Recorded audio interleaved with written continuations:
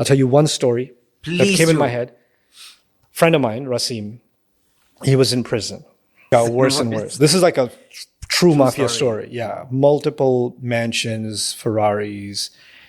He lived a life. And then he got caught on a fake passport or something. And then he was in a prison cell in France. Okay.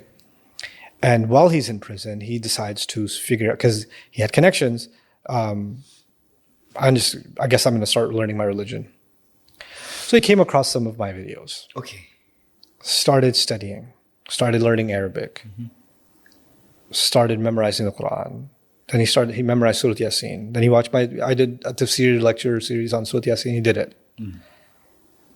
And he's among a bunch of other prison mates, mostly non-Muslims.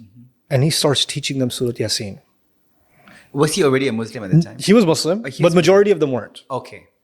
So now they're memorizing one phrase in Surah Yasin, and they're watching my explanation video. And I didn't know this, right? And then they're watching the next, and they, like 25 guys memorized Surah Yasin with its explanation, became Muslim. And when they went back from prison, they went and explained Surah Yasin to their families, and they became Muslim. Wow. Okay.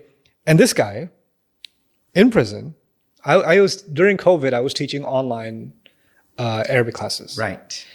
And I didn't know, thousands of students. He was one of my students. Yeah. And sometimes I just say, hey, who'd like to call in? And I did a live call in. Okay. And there's, this guy just, calling in and talking to me about his progress and asking Arabic questions. He goes, by the way, Ustad, I want to show you something. And he turns his camera around. And I see the bars of the prison and I see the prison yard. Like, what is going on here?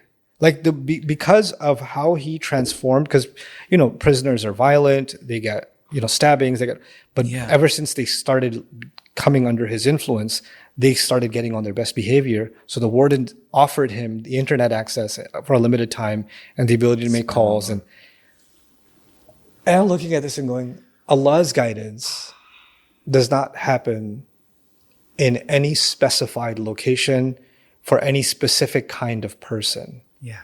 Anyone who decides they're going to turn to Allah, Allah will make a way for them.